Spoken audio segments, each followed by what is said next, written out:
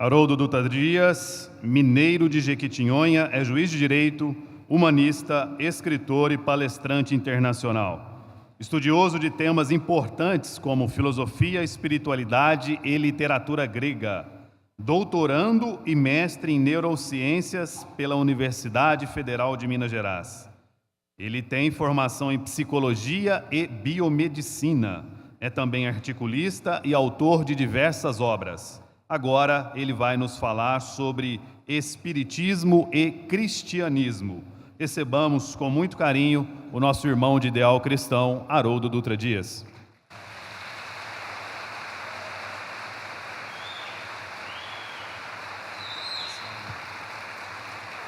Bom dia.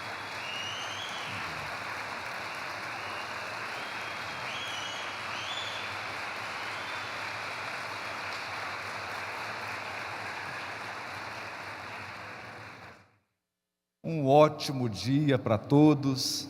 É com muita alegria que nós participamos de mais uma manhã em Franca, desse seminário, para que a gente possa fazer uma reflexão sobre esses temas importantíssimos, importantíssimos. Mas antes, eu gostaria de lembrar uma letra de música do Caetano Veloso que diz assim: de perto ninguém é normal. E nós poderíamos acrescentar: de mais perto ainda, todo mundo é divino. Nós trazemos o gene da divindade. Todas as potencialidades e atributos do Criador estão inscritos em nossa consciência. Estamos numa grande jornada do aperfeiçoamento. Portanto, quando nós falamos em cristianismo, olhando de perto, nada parece normal. As pessoas confundem cristianismo com igrejas, templos de pedra, sacerdócio organizado, um culto institucionalizado. Não importa a escola cristã. Nós temos cristãos mórmons, nós temos cristãos católicos, nós temos cristãos ortodoxos, nós temos cristãos espíritas, nós temos cristãos umbandistas, nós temos cristãos evangélicos, e dentro da reforma protestante há mais de 30 linhas de cristianismo. Então, quando nós olhamos para esse movimento humano do cristianismo, muitas vezes a gente acredita que já esgotou o assunto. Então a pessoa vai descrever cristianismo, você pode olhar isso, qualquer documentário, qualquer Globo Repórter, qualquer programa vai falar de cristianismo e começa a mostrar a igreja, ritual, um pastor, um pregador espírita, não é assim? E geralmente Jesus está crucificado. Vocês já viram isso? Geralmente Jesus está crucificado. Fala de braço aberto, numa cruz. E a gente acredita que isso esgota a compreensão de cristianismo. Esse é um ponto. Então, quem aqui é pai e mãe, coloca o filho na escola, faz um sacrifício para dar uma educação para os filhos, aí eles vão estudar química, física, astronomia, biologia, e eles aprendem aquelas coisas difíceis. Sexta-feira meu filho chegou e falou assim: pai, eu estou com uma dúvida. Eu estou estudando ligação química. Como é que é mesmo o dipolo induzido? Só quem é da química aqui que vai entender. Dipolo. Ligação de Van der Waals.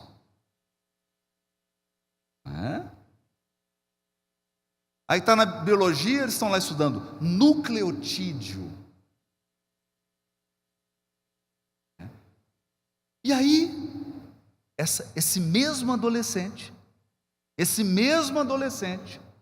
sai dessa aula sofisticada de biologia, sai dessa aula sofisticada de química, e chega na casa espírita e pergunta: o que é cristianismo? Fala: é Jesus crucificado, uma igreja e a hóstia.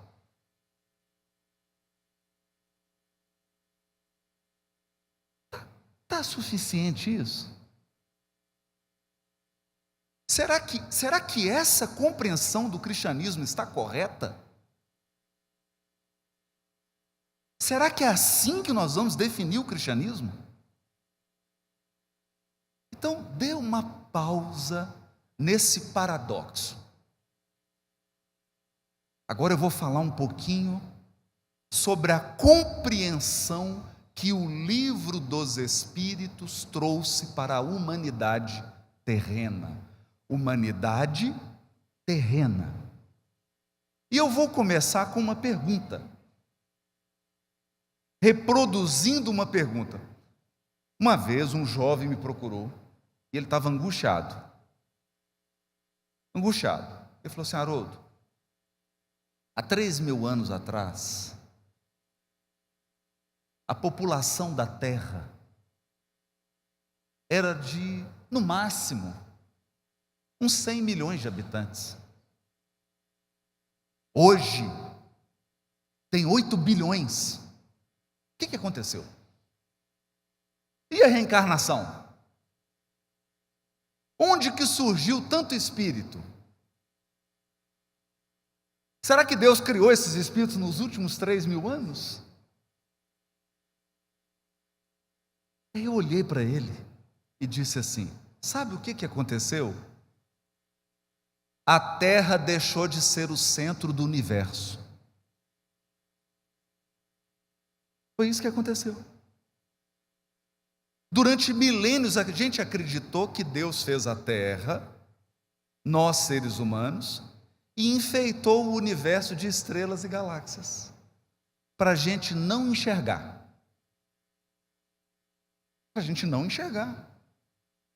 Porque somente agora com o telescópio James Webb que nós estamos enxergando coisas que os nossos avós não enxergaram, não tiveram oportunidade de ver. Quando eu fazia palestra 10 anos atrás, falava: e o universo, 2 bilhões de galáxias. Que 2 bilhões? Nós já estamos em mais de 3 trilhões. 3 trilhões de galáxias. Trilhões. Cada galáxia tem 200 bilhões de sóis com seus planetas. Aí a pessoa se pergunta: será que tem vida inteligente fora da Terra? Eu gosto da resposta do Milor Fernandes. A prova de que tem inteligência fora da Terra é que até hoje eles não quiseram se comunicar conosco. São inteligentes. Então, nós precisamos ampliar. E aí, com esse raciocínio, quando você olha para a Via Láctea e começa a perceber que não é só o seu solzinho e o seu planetinha Terra e os planetas do sistema solar, que existem 200 bilhões de sistemas só na Via Láctea. Nós não moramos nem na melhor parte da Via Láctea. A gente não mora. Nós moramos na periferia da galáxia. A gente não mora nos condomínios fechados da galáxia. Por quê? Porque somos espíritos ainda muito imperfeitos, espíritos que ainda necessitam de um corpo biológico, que nasce, envelhece, adoece e morre. Isso é estágio inicial da evolução. estágio inicial. Então nós precisamos alargar. E vem então a doutrina espírita e começa a nos trazer uma ideia de um fluido cósmico. Como se o universo inteiro estivesse mergulhado num mar, num oceano de energia. Inteligente. Deus não tem boca, não tem língua, não tem dedinho, não tem mão, não tem pé. Porque Deus é incorpóreo. Então essa ideia que você tinha de um rei com uma coroa na cabeça, sentada num trono, vigiando as coisas que você está fazendo de errado para te castigar, precisa ser renovada. Essa ideia precisa ser renovada. Essa ideia de você mandar uma mãe para o céu e um filho para o inferno, que mãe que aguenta isso? Vou perguntar para vocês aqui, que mãe que aguenta ficar sem notícia de filho? Você tinha que criar um WhatsApp para comunicar o céu com o inferno, não é assim? Porque um tanto de mãe no céu, os filhos no inferno, elas não vão ficar sem comunicar, você pode ter certeza disso. Não faz sentido.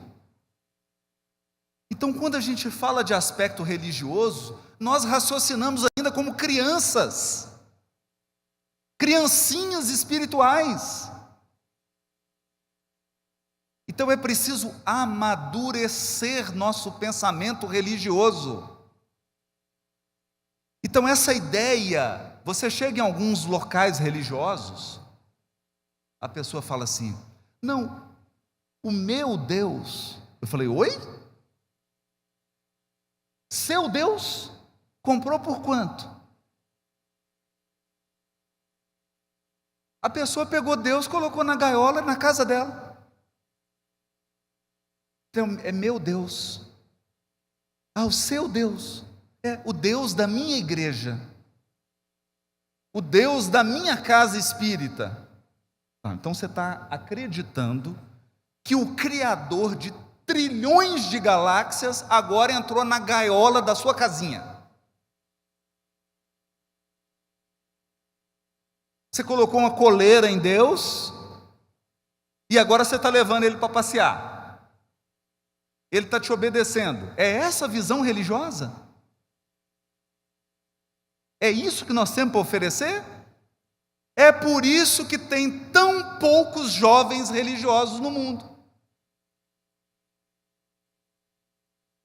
Porque eles estão aprendendo coisas sofisticadas em química, biologia, matemática, e chega para aprender essas infantilidades religiosas.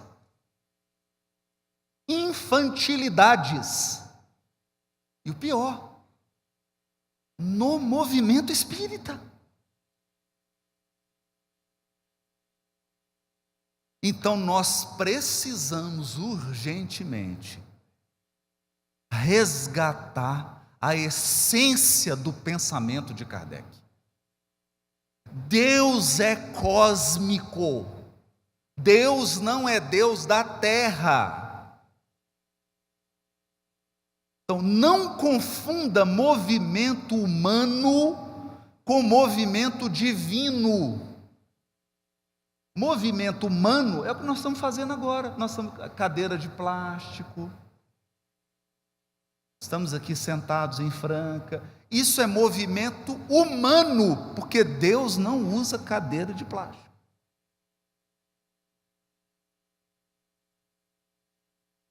Por que é importante fazer essa distinção? Porque a gente chega no movimento espírita, tem gente que acha que Jesus é governador espiritual dos cristãos. Oi? A pessoa pergunta assim, olha, eu tenho uma dúvida. Jesus é o governador espiritual do planeta? Fala, sim. Questão 625 de O Livro dos Espíritos, comentário de Allan Kardec. Para a humanidade terrena, Jesus constitui o tipo da perfeição a que podemos aspirar na Terra. Está lá. Aí a pessoa, mas ele é o governador? E os budistas?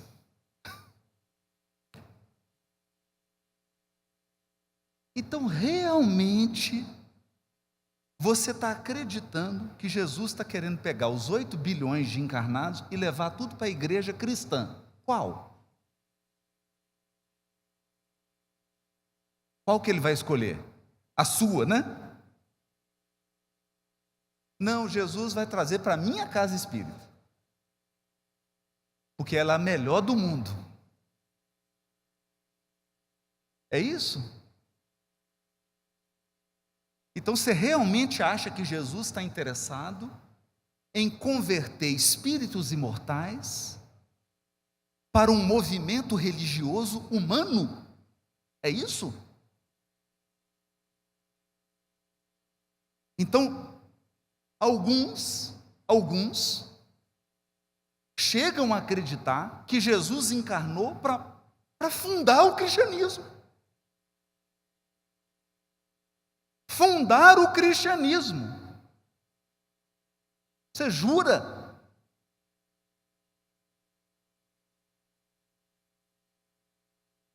Jesus encarnou para mudar o padrão moral da terra. O padrão moral da terra. Na época do Cristo, nas praças das cidades, vendiam-se escravos. Então você chegava na praça, domingo, porque agora nós estamos aqui domingo de manhã num seminário. Antigamente, sabe onde que a gente estava? Na praça comprando criança. Aí você olhava para a criança assim, essa é fortinha, vai dar uma boa escrava. Esse aqui vai dar um escravo bom. Para ele não fugir, aí o que os medo-persas faziam? Furavam os olhos. Furava os olhinhos. Espera aí, deixa eu furar o olhinho dele, porque aí ele não foge. Gente, isso há 2000 anos. Essa era a sociedade há 2000 anos. Hoje você vai num restaurante, a pessoa fala assim, você quer que serve uma entrada? Aí você fala, o que tem? Olha, tem pãozinho com queijo canastra. Tem mandioca frita. Traz 3 porções. Há 2050 anos atrás, festa chique era assim, antes do jantar, antes do almoço, uma luta de gladiador para ver qual que matava o outro.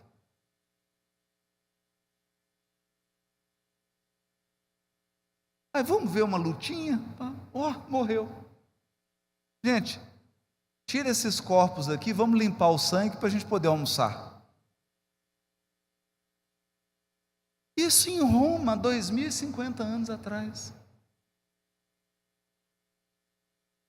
2050 anos. Agora, vocês estão achando macabro? Circo, Panteão, Coliseu dos gladiadores. Os gladiadores lutavam, matavam um gladiador. O gladiador era um grande atleta.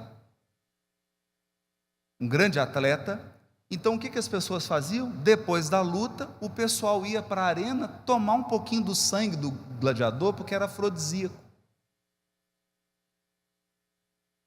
Olha, escorreu aqui da cabeça. Peraí, deixa eu pegar a cabeça dele, pegar um pouquinho aqui, porque estou precisando muito de um afrodisíaco. Que delícia de sangue.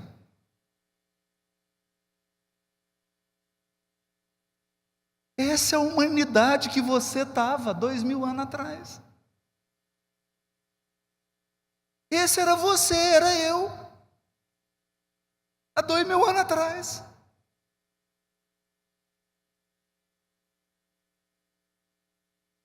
Então vem o nosso governador e muda o padrão moral do planeta. do planeta. Então, o compromisso do Cristo é com o seu padrão moral, não é com a religião que você frequenta.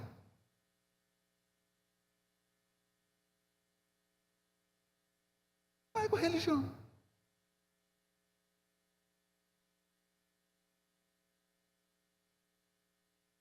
Por quê? Porque o movimento religioso em que você se integra é uma preferência pessoal. Pessoal. A minha esposa é católica.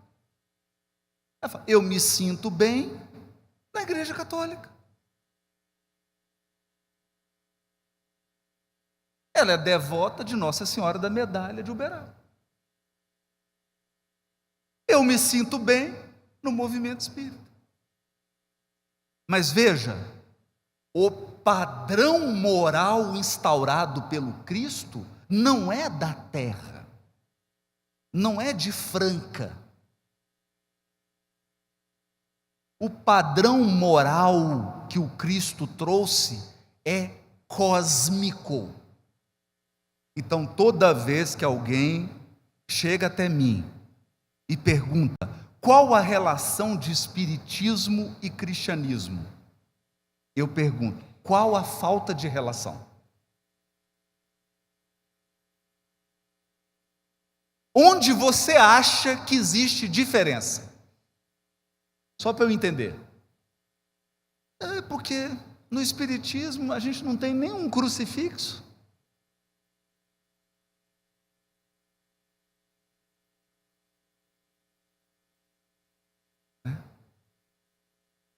Padre tem muito. O que tem de padre encarnado no movimento espírita? Tem muito. É isso? Essa é a visão de cristianismo? Essa é a visão de cristianismo? Então veja, o que fez Kardec na sua genialidade pedagógica? No primeiro livro, ele deixou pistas. Pistas. A primeira é a questão 625. Qual o tipo mais perfeito? Nós estamos falando do mais. Do mais. Qual o tipo moral mais perfeito que já veio à Terra? Jesus. Jesus. Ficou marcado. Depois o que ele fez? Você acha que Kardec já chegou entrando em questão de ritual, de igreja, de sacerdócio organizado? Não. Ele dedicou a terceira parte do Livro dos Espíritos à essência da lição de Jesus. Qual que é a terceira parte? Leis morais. Leis morais. Percebe? Então, se você quiser conversar com qualquer religioso do mundo, você tem que começar a conversa assim. Você acha que é bom ser orgulhoso e violento ou humilde e manso? Pergunta isso para um budista. Ele vai dizer, humilde e manso. Sermão do Monte. Pergunta isso para um hinduísta. Pergunta isso para qualquer pessoa de qualquer religião. Os valores morais são a essência, não os acessórios. Não os acessórios.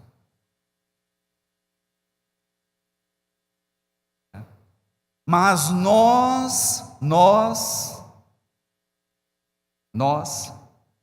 somos provincianos. bairristas. Então eu lembro de um sujeito que criou uma receita de pão de queijo lá em Belo Horizonte. E no pacote do pão de queijo está escrito assim: o melhor pão de queijo do mundo.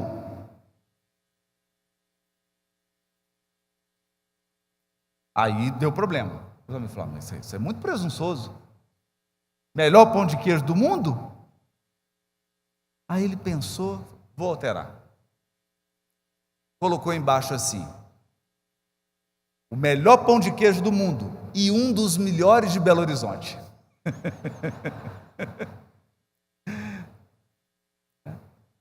Então, toda pessoa vai dizer para você: minha religião é a melhor do mundo. Claro, é melhor para ela.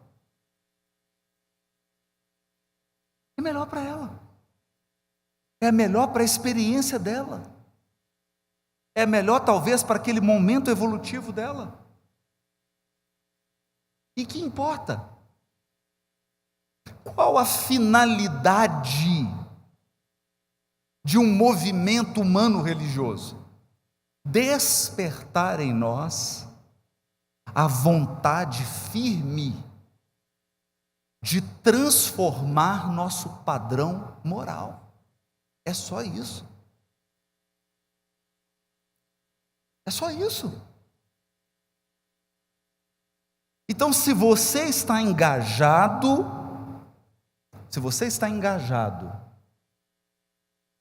em um movimento religioso e você perdeu a bondade, você está passeando no seu movimento religioso. Nós tivemos um caso célebre, depois esses jovens foram até advertidos, foram educados, eram jogadores de futebol, foram visitar crianças abandonadas, acolhidas numa instituição. As crianças estavam com uma alegria imensa, né? A criança já não tem pai, já não tem mãe, está abrigada numa instituição. Vai receber ali a presença de ídolos do futebol brasileiro.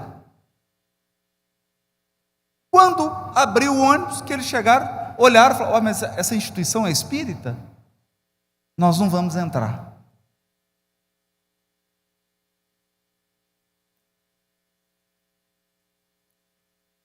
Foram embora.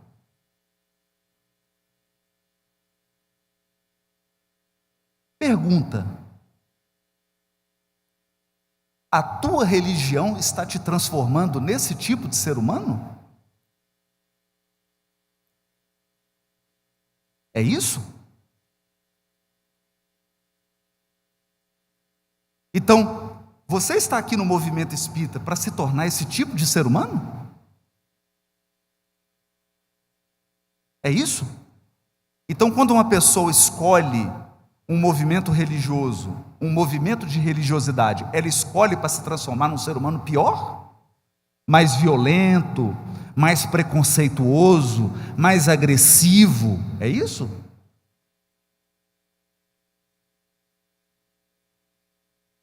Não pode ser. Não pode ser. Não pode ser. Então eu gosto da frase de Madre Teresa de Calcutá. Ela diz assim: as mãos que ajudam são maiores que as bocas que oram.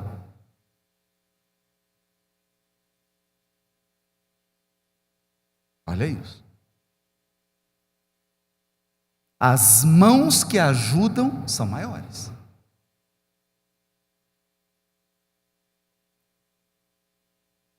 Então, se você gosta de fazer a novena, o terço, uma ajuda equivale a 10 terços. Quem gosta de água fluidificada, culto no lar, quando você ajuda alguém, equivale a 7 cultos no lar.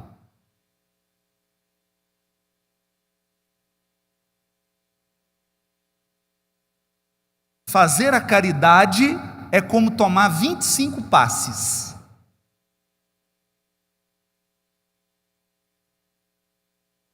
Perceberam? Então, de que cristianismo estamos falando? Bom, nós estamos falando de um espírito puro. De um espírito puro. Então, cuidado com as anedotas sobre Jesus. Anedotas. Como um bom mineiro, eu adoro anedota e piada, mas de bom gosto.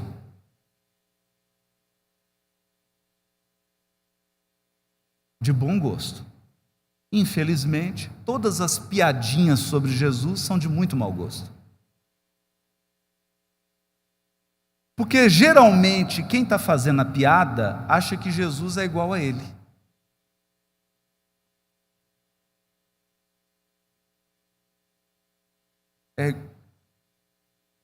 Então, quem já não ouviu aqui que Jesus criou uma revolução?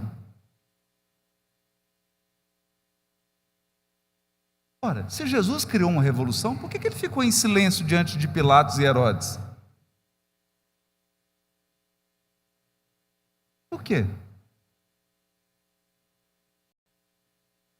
Enquanto ele estava na Galileia, Simão Pedro entrava dentro do barquinho com seu irmão André, estava pescando, Jesus vinha caminhando em cima da água. Eles falavam: nossa, mestre, andando em cima da água.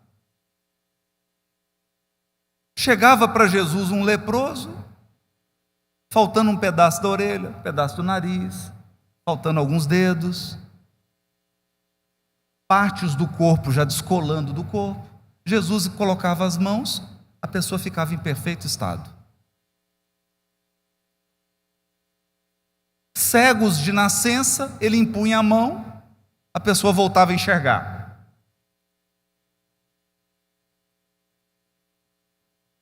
Durante 3 anos. Isso era todo dia. Todo dia. Então, o que os apóstolos pensaram? O que os apóstolos pensaram? Jesus é o Thor.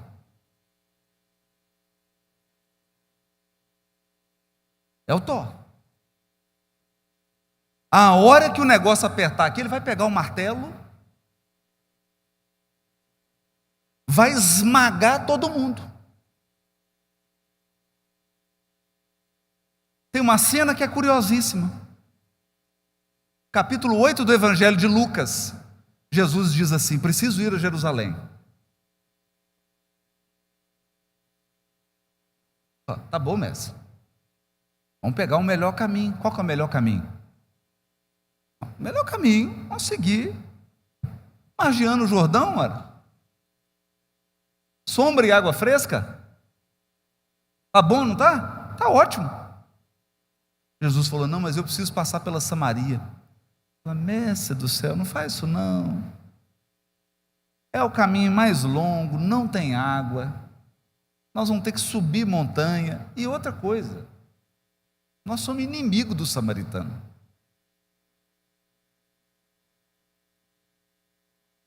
Mas eu tenho que passar pela Samaria. Aí o João Evangelista, que é o discípulo amado do amor, aquele afeto, um amor, fala assim: mestre, eu vou na frente, eu vou arrumar um lugarzinho para o senhor se hospedar, ao menos para dar uma dormida, comer alguma coisinha, refrescar, tomar um banhozinho, pode deixar comigo. Foi na frente, amoroso, jovem. Aí chegava para o samaritano e falava assim: escuta, nós vamos passar aqui, estamos precisando de um abrigo. Você é samaritano? Você é espírita? Não, então não. Se você não é espírita, não. Não conseguiu nenhum abrigo. Segundo a tradição do povo hebreu, a tradição, na verdade, do deserto, é porque você precisa muito da hospitalidade no deserto. Os povos que vivem ao redor do deserto, eles dependem da hospitalidade, porque você não consegue fazer longas viagens sem pousar. Então, hospitalidade é um valor muito precioso. É quase uma lei. É quase uma lei. Por exemplo, você não pode nem atacar seu inimigo durante o momento que você está hospedando ele. Está oferecendo um abrigo para ele. São normas. Nós temos hoje. Por exemplo, está 2 exércitos brigando. Passa a Cruz Vermelha. Não pode matar o pessoal da Cruz Vermelha. É norma de guerra. Né? Então nós somos bichos, mas bichos com pedigree. Né? A gente ainda observa algumas regras. No entanto, os samaritanos quebraram a regra da hospitalidade. E havia um ditado popular que dizia o seguinte: quem nega a hospitalidade, cai o fogo do céu e queima você e sua família.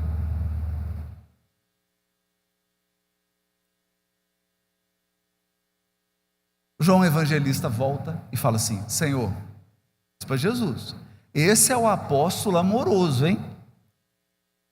Esse é o amoroso. Ele chega e fala: mestre, negaram hospedagem. O senhor quer que faça a prece aqui para que caia fogo do céu e mate todos esses samaritanos?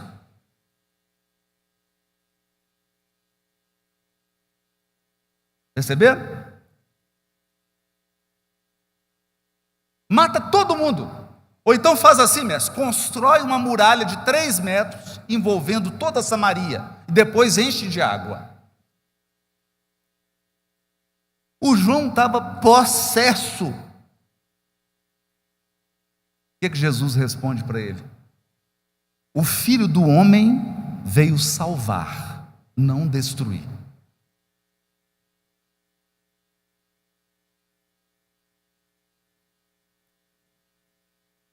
Só que aqui tem uma parte que ninguém percebe. Aí Jesus continua,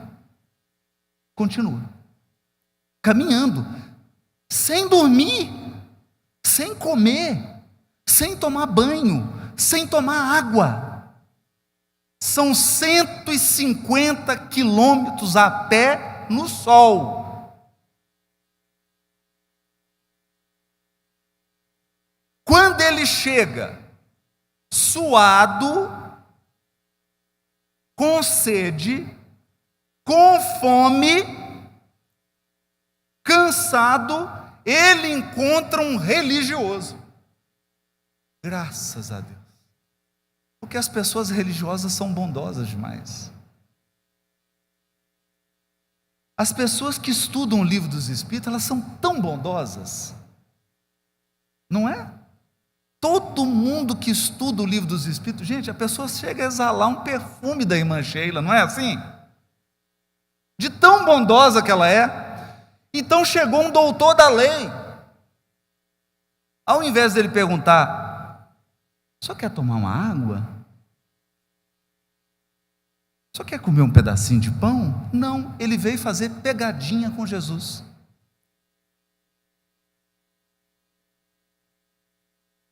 Pegadinha. Agora vocês não acreditam a pergunta que ele fez para Jesus. Então, eu vou reproduzir a cena. Fecha o olho e imagina. De um lado está o doutor da lei, de banho tomado, cheiroso, perfume francês, cheiroso, alimentado,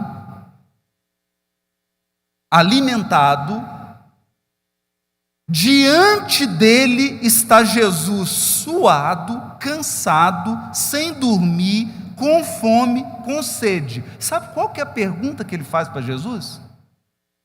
Quem é meu próximo?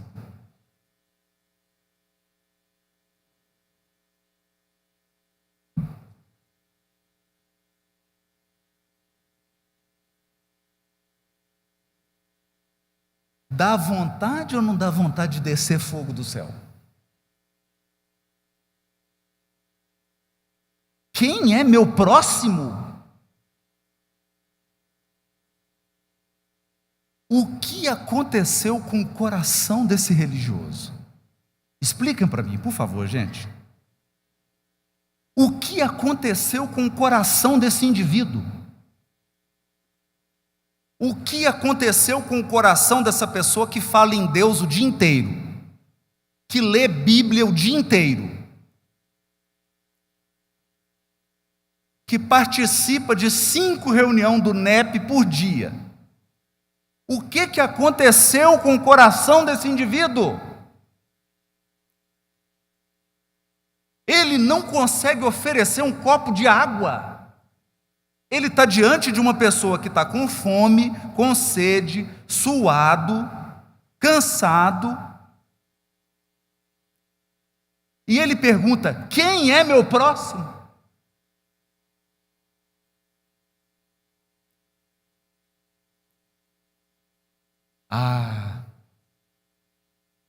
Mas Jesus não é brincadeira não. Jesus preparou uma acarajé com pimenta mexicana.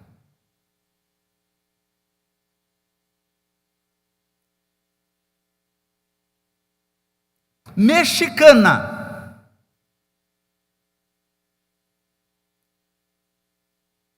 Jesus olhou para o João Evangelista, que queria que descesse fogo do céu para matar tudo quanto é samaritano da terra.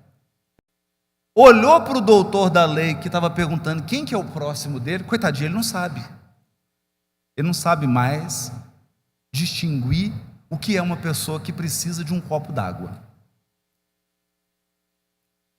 Olhou para todo mundo, e qual parábola Jesus contou?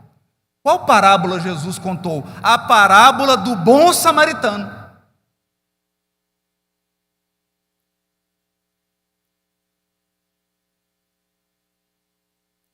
Quando Jesus termina a parábola do bom samaritano, João Evangelista está assim, olhando para o chão. De vergonha. Porque há meia hora atrás ele queria matar os samaritanos. Agora o samaritano é o herói da parábola. Primeira lição de Jesus: não generalize. Cuidado.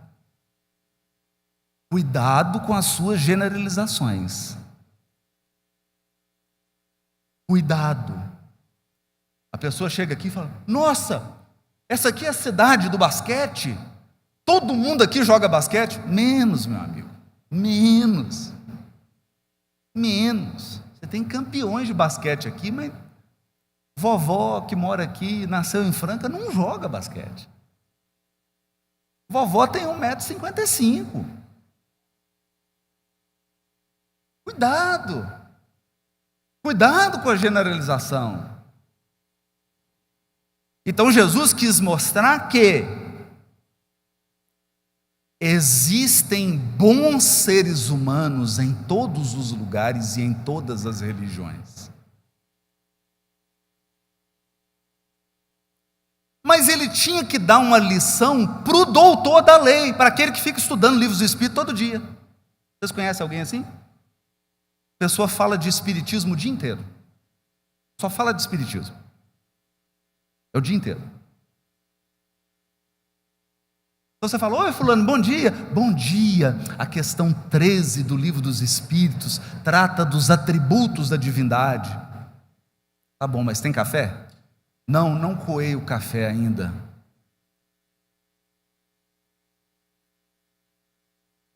Esse é o doutor da lei. É o dia inteiro rezando, o dia inteiro lendo Bíblia, o dia inteiro. Ele é religioso, tradicional. Ele segue o culto, o ritual, o dia inteiro. Aí Jesus conta a parábola. E na parábola é o seguinte: está todo mundo identificado. Tem o sacerdote, tem o levita, já mexeu com ele. Porque na parábola, o sacerdote e o levita que não ajudam, é ele, o doutor da lei. É ele. Jesus só contou de uma forma sutil. É ele. É ele que está diante de Jesus com fome, com sede, suado, cansado e não ajuda.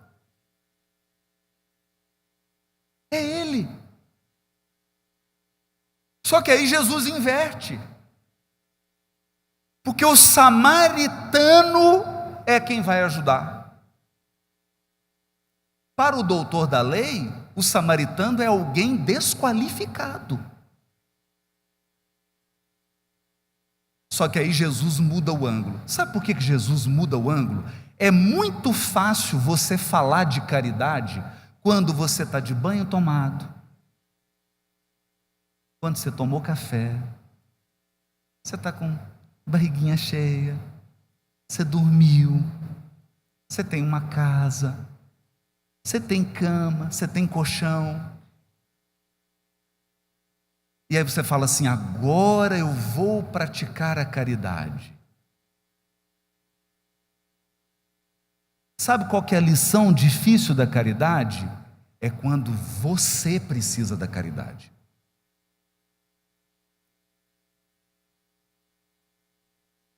Suas maiores lições de caridade vai ser quando você for o necessitado.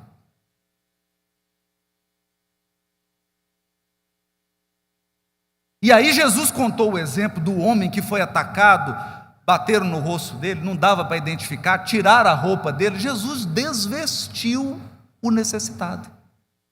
Você não sabe qual a religião do necessitado? Qual que é a religião do homem caído da parábola samaritana? Não sei. Qual a nacionalidade dele? Não sei. E aí Jesus pergunta para o doutor da lei: para esse homem caído,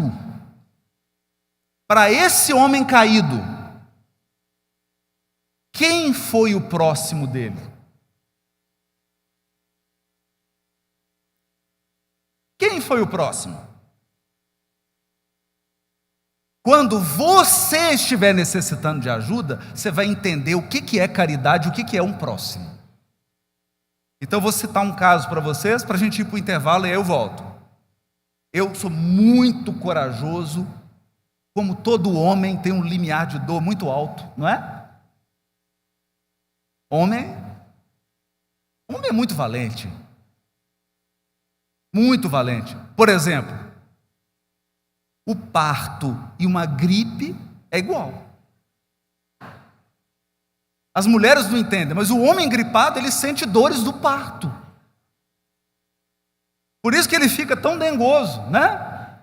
Então eu, como um homem corajoso, fui fazer a cirurgia, cheguei firme, essa crença na imortalidade da alma,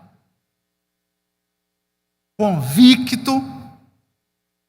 A moça falou assim: entra ali, tira sua roupa e coloca a camisola. Aí eu já fiquei um pouco tenso.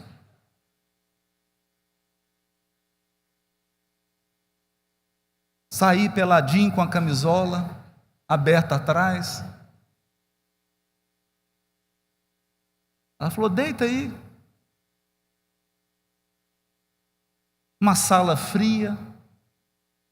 Fiquei 15 minutos ali, eu já estava congelando. De medo e de frio. Aí veio o enfermeiro, pegou a maca. Disse: agora nós vamos para a sala de cirurgia. E eu, com essa convicção na imortalidade da alma, fui tremendo. Entrei no bloco cirúrgico, pé gelado, um frio.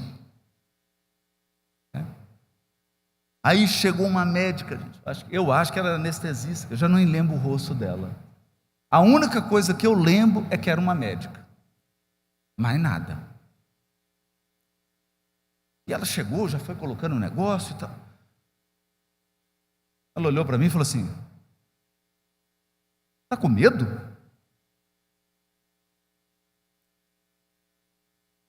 Falei: doutora, eu estava com medo a hora que eu pus a camisola. Agora eu já estou em pânico. Não tem problema, não, vou te dar um sedativo, daqui a pouco você está dormindo.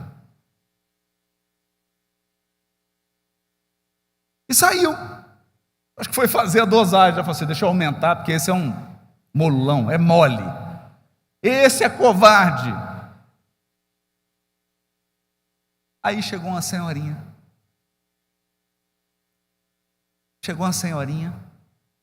Imagina, eu pelado, de cabelo, camisola, num frio. Chegou a senhorinha e falou assim: você está com frio, né, meu filho? Eu falo: na alma. Ela falou: ó, deixa eu colocar um cobertorzinho aqui. Aí cobriu. Eu falei: puxa, eu podia ter um cobertor, ninguém falou. Um cobertorzinho, está morrendo de frio. Aí cobriu assim o pé, pegou na minha mão e falou assim: ó, pode ficar tranquilo, que eu vou estar aqui do seu lado durante toda a cirurgia. Na hora, eu lembrei da parábola do bom samaritano. Porque eu falei assim: hoje eu sou o homem caído.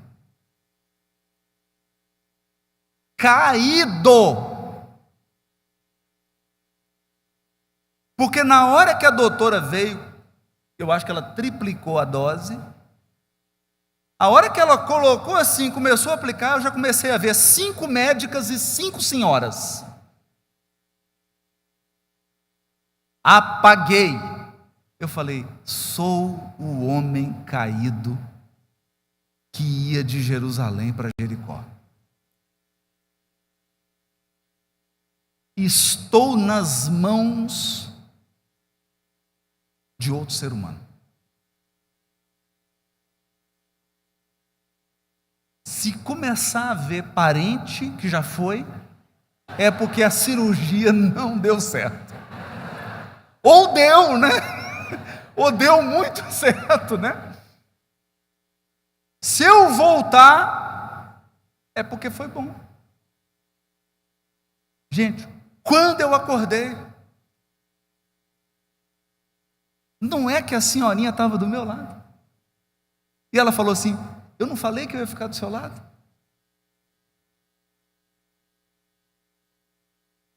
Está conseguindo mexer as pernas? Eu falei: não.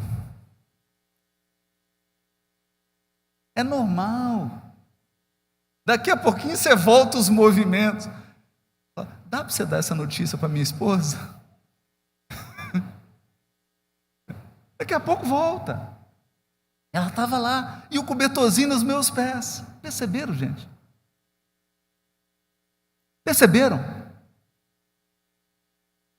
Isso é o Cristo. O Cristo que você vê pregado na cruz não é o verdadeiro.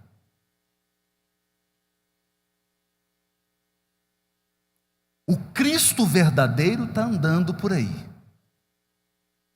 está cuidando do mundo. O Cristo verdadeiro está inspirando as pessoas boas a serem melhores. O Cristo verdadeiro está corrigindo, educando e renovando as pessoas más. Porque ele disse: nenhuma das ovelhas que o Pai me confiou se perderá. O Cristo verdadeiro é o Cristo vivo, em espírito, governador espiritual do orbe, que cuida dos chineses, dos japoneses, cuida da África, cuida da Ásia, cuida da Europa, cuida das Américas, da América do Sul, da América do Norte, cuida do planeta.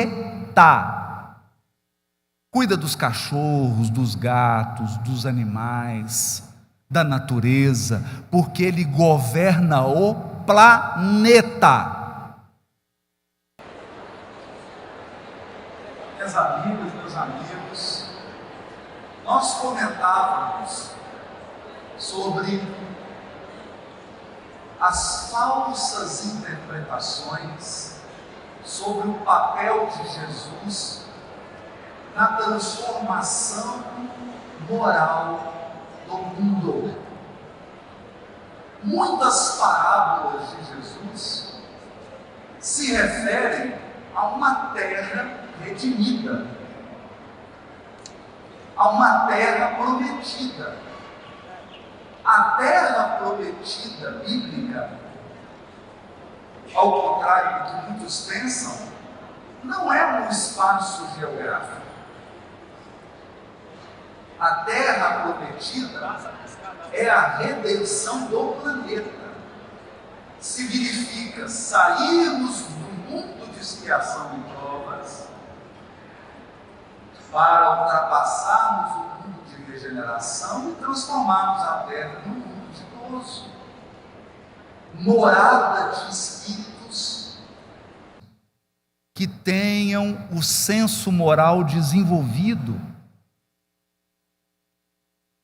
morada de espíritos bondosos, que usam o conhecimento para fazer o bem, morada de espíritos que são solidários e fraternos, que não permitem mais a injustiça, esse desnível tão profundo, os diversos tipos de violência. Então, essa transformação da terra não é uma obra feita em estalar de dedos. E eu preciso dizer algo aqui que merece a nossa reflexão. A regeneração do planeta se dá em todos os lugares do planeta. Porque tem espírita achando que a regeneração planetária vai ser feita dentro da casa espírita, apenas.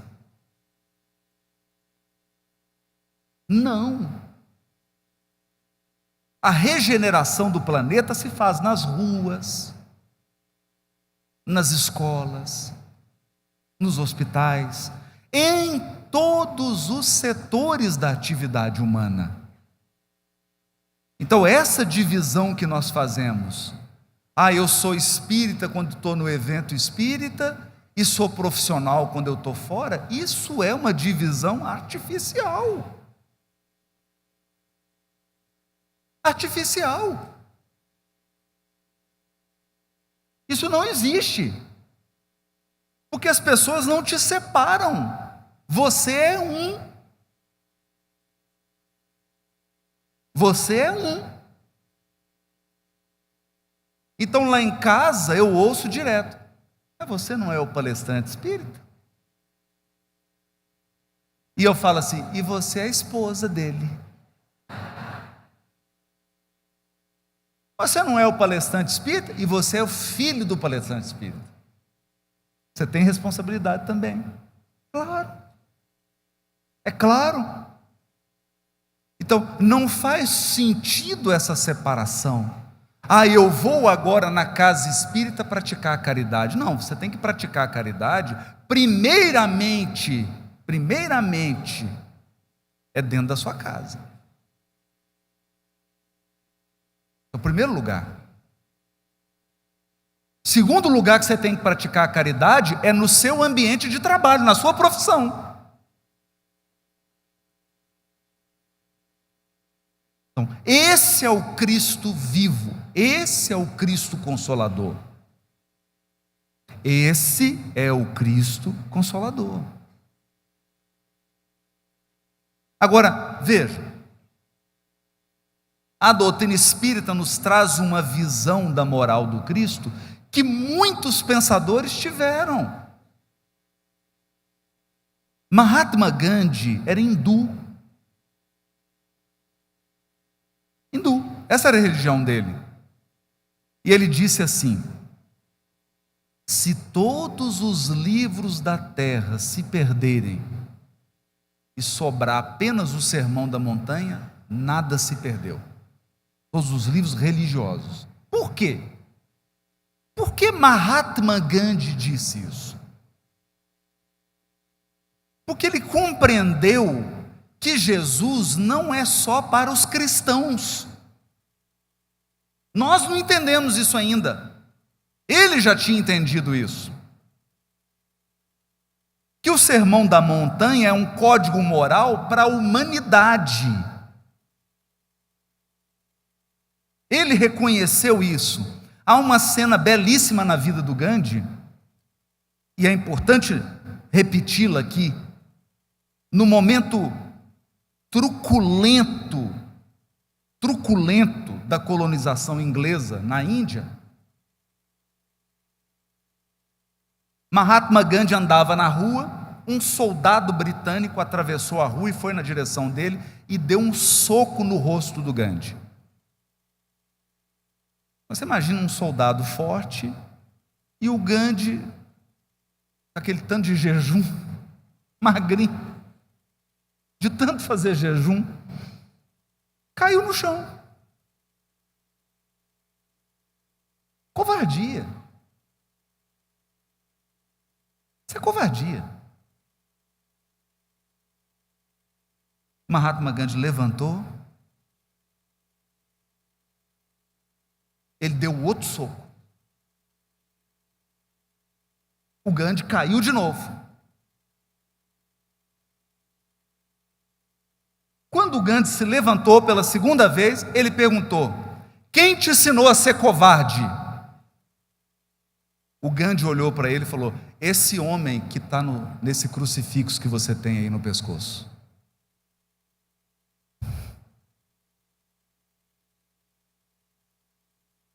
O soldado começou a chorar.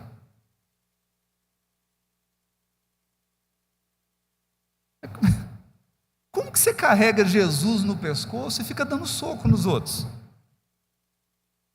A não ser que você seja um lutador, não tem problema, né? E numa luta é um esporte, tudo bem. Você está praticando boxe, você vai tomar soco mesmo, né? Não tem problema nenhum. Mas você sair na rua dando soco nos outros com Jesus pendurado no pescoço? Como é que explica isso? Então, com aquela autoridade moral do Gandhi, o sujeito percebeu a própria incoerência. Ele percebeu a própria incoerência. Ele não era cristão.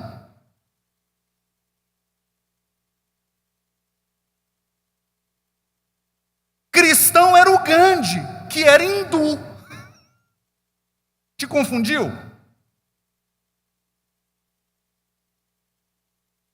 Cristão era o Gandhi, porque quem estava praticando a não violência era um hindu e não o cristão.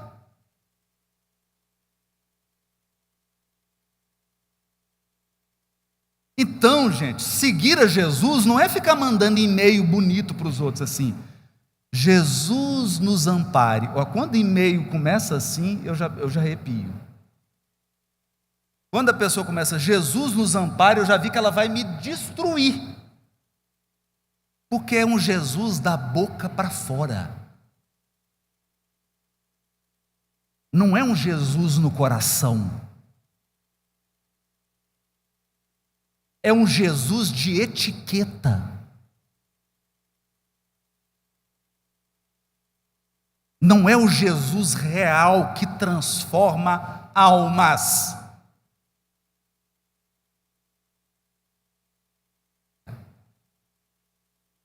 Outra cena com o Gandhi vai num encontro interreligioso em Londres. Em Londres.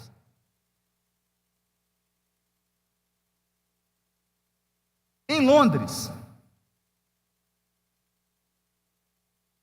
Está lá falando sobre a não violência, sobre a paz. Aí um cristão levanta a mão, misericórdia. Olha a pergunta que o abençoado seguidor do Cristo fez. Gandhi, o que é preciso fazer para o cristianismo se espalhar pela Índia?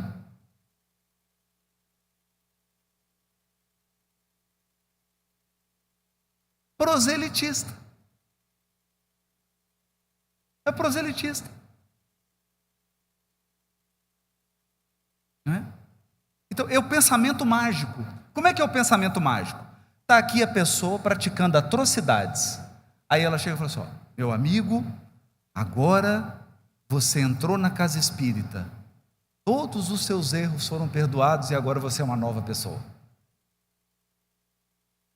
porque eu te dei um passe e uma água fluidificada. Me fala onde que é essa casa espírita, por favor. Me fala onde é. Eu estou precisando ir, estou precisando mandar um tanto de gente. É mágico assim? É mágico assim? Então, um indivíduo proselitista. Agora veja, ele está diante do Gandhi, que é hindu, num evento que é um diálogo interreligioso, ele está querendo converter a Índia ao cristianismo. Essa é a visão de cristianismo dele. O problema é que essa é a visão de cristianismo de muito espírita. Isso é que dói. Ah, mas o Gandhi era 1 milhão de vezes mais cristão do que ele. O Gandhi falou assim: olha, 2 coisas são necessárias para o cristianismo se espalhar mais sobre a Índia. Aí o sujeito falou: opa, deixa eu anotar, né? 2 coisas. Pode falar, Gandhi. A primeira é: o cristianismo precisa ser ensinado sem deturpações.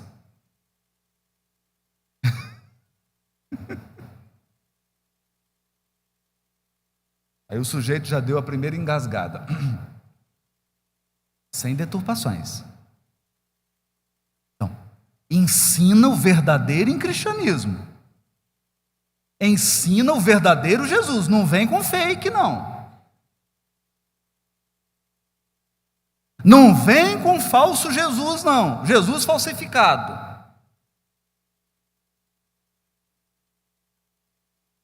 O Jesus à moda da casa. Não é? A pessoa chega e fala: a gente não gosta muito de Jesus, a gente fez algumas alterações nele. Meu Jesus casou com 3 mulheres, teve 3 filhos com Madalena e mais 5 filhos com as 2. Eu falei: não, mas esse é Jesus ou é você? Esse é você, não é Jesus. Você está projetando. Você está projetando você em Jesus. É o Jesus à moda da casa. Então essa foi a primeira lição do Gandhi. Ensine o cristianismo sem deturpação. Segunda e principal, o sujeito já estava tremendo, não queria nem anotar mais. Segunda coisa que precisa ser feita para o cristianismo se espalhar na Índia: os cristãos precisam viver como Jesus.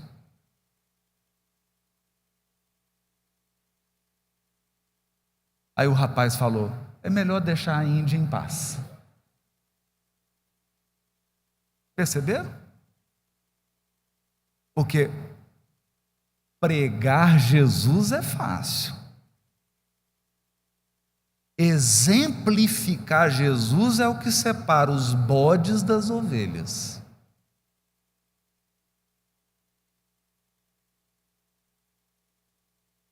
Tem muito cristão que achando que é cristão e não é.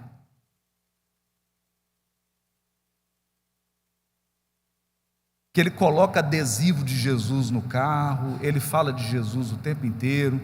O e-mail dele tem o nome dele, o telefone escrito Jesus. Ele é um ótimo pregador de Jesus. Aí você repara você repara a pessoa, que é o seguinte: vou dar umas dicas, umas estratégias aqui. Eu aprendi com os meus obsessores. Eles me ensinaram. Estratégia para reconhecer o verdadeiro cristão. Meus obsessores que me ensinaram. Primeira estratégia: repare esse cristão dirigindo num trânsito engarrafado, na hora do rush. O trânsito separa o verdadeiro cristão do falso. Separa. Você para. Agora eu estava dirigindo, o sujeito deu uma fechada, eu falei, eu te encontro. Me veio aquelas lembranças de encarnações passadas. Eu baixei o vidro do carro, parei do lado dele e preparei aquela pregação.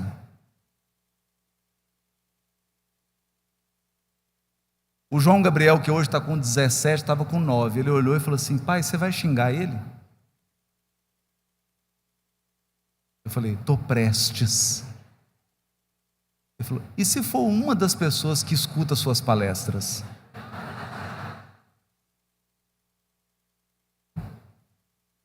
Aí eu levantei meu ouvido e falei: aí eu estou desmoralizado. Percebeu? Mas eu não falo assim: ô seu idiota. Aí o cara fala: Haroldo, dá para você dar um autógrafo no meu livro? Então, pregar Jesus é fácil. O difícil é testemunhar Jesus no trânsito. Segunda estratégia que os obsessores utilizam para saber quem é cristão e quem não é como essa pessoa trata pessoas de classe social mais humilde. É ótimo. Você vê a pessoa entrando num prédio, aí tem um porteiro simples. Como é que ela trata?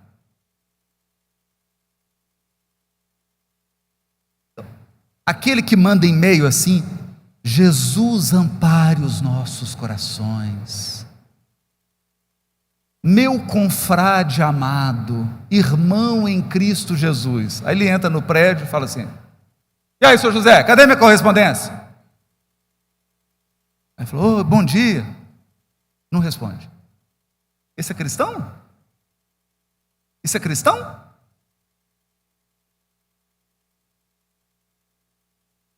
Você é cristão?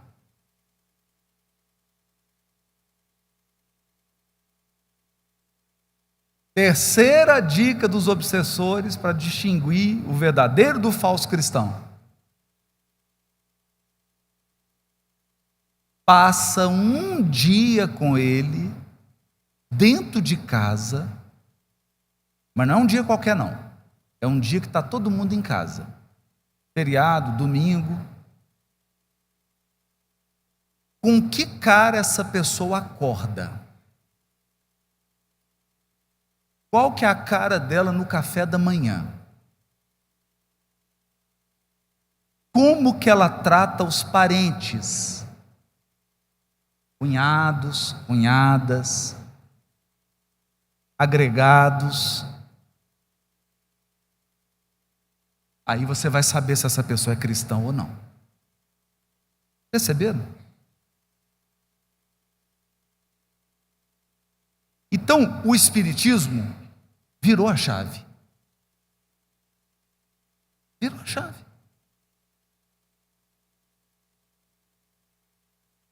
Porque se você não está buscando domar suas más inclinações,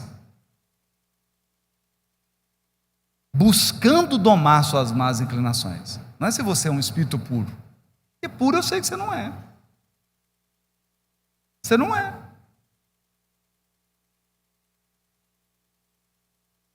Não é? Você não é. Então tem situações que você não vai estar bem. Tem dia que você não está bem. Mas o esforço que você faz, é o esforço que você faz. Então Jesus ensina: pede desculpa. Aí você escreve um bilhete assim: meu bem, me perdoe, mas é você que estava errada. Aí não vai. Aí não adianta. Você não entendeu. Então, o Cristo está interessado em seres evangelizados.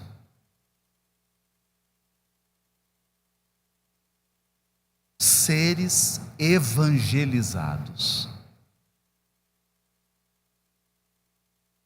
É isso. Pessoas comprometidas com o bem.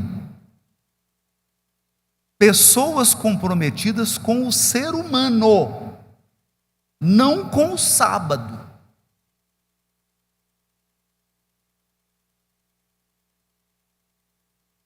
Não com o sábado. Então, a lição o sábado foi feito para o homem e não o homem para o sábado, Jesus estava ensinando o quê? Para ele é colocar o ser humano em primeiro lugar. Colocar o ser humano em primeiro lugar. Porque senão você chega para a pessoa e fala assim: escuta, nós temos condição de atender 30 pessoas nessa sopa. Aí você distribuiu a senha, 30. Aí chega 2 crianças passando fome. Não, a senha é até 30. Você passa fome aí, até semana que vem você volta. Porque aqui na minha casa espírita, a senha é mais importante do que as pessoas.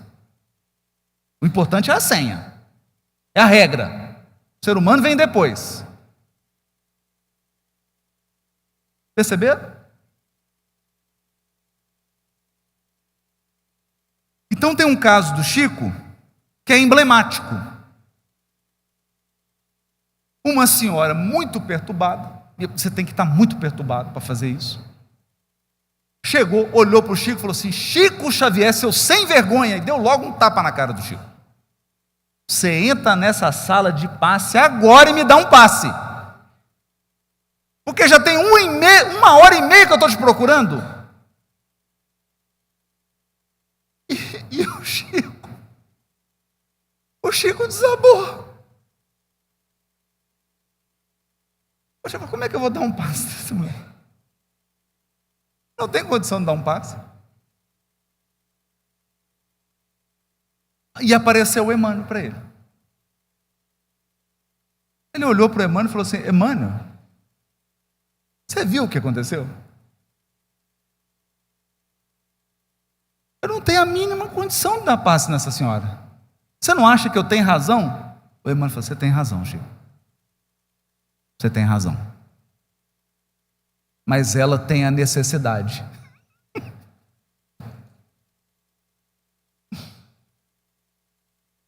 Você tem a razão, mas ela tem a necessidade. Chico, a nossa irmã está enlouquecida. Perceberam? E aí o Chico, oh meu Deus, foi lá e deu o passe. Por quê? A pessoa estava completamente obsidiada, a pessoa estava completamente adoecida. Eu não estava bem. Então, é essa compreensão do papel de Jesus no mundo. Do papel de Jesus no mundo. Agora, eu vou terminar com uma cena e eu quero que você reflita sobre essa cena. Emmanuel, no livro A Caminho da Luz, 1º capítulo, item 1, diz assim: rezam as tradições do mundo espiritual que na direção de todos os fenômenos da vida em nosso sistema, existe uma comunidade de espíritos puros e eleitos pelo Senhor Supremo da vida, em cujas mãos repousam as rédeas diretoras de todo o nosso sistema.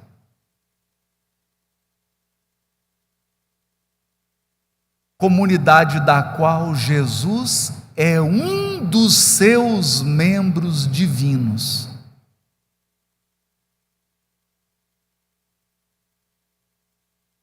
Agora eu quero que você imagine o seguinte: uma reunião, entra Jesus e todos os Cristos do sistema.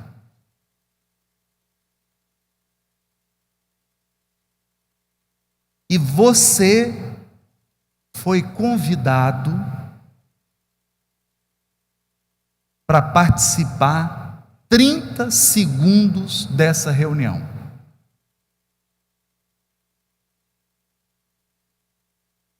E na hora que você está entrando na reunião, passa por você o Cristo de Júpiter.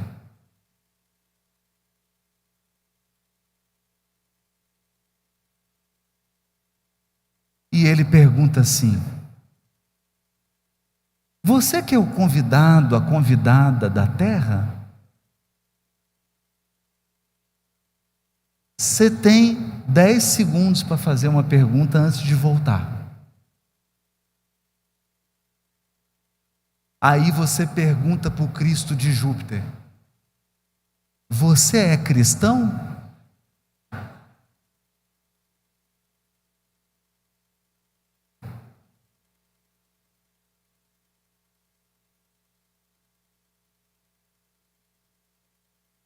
Você desperdiçou sua ida na reunião dos Cristos. Você podia fazer cada pergunta maravilhosa. Você virou para o Cristo de Júpiter e perguntou se ele é cristão. Mas ele é tão amoroso, ele é tão amoroso, que ele respondeu: não, minha filha, não, meu filho, eu não sou cristão, eu sou um Cristo. Obrigado, Franca. Bom dia para todos.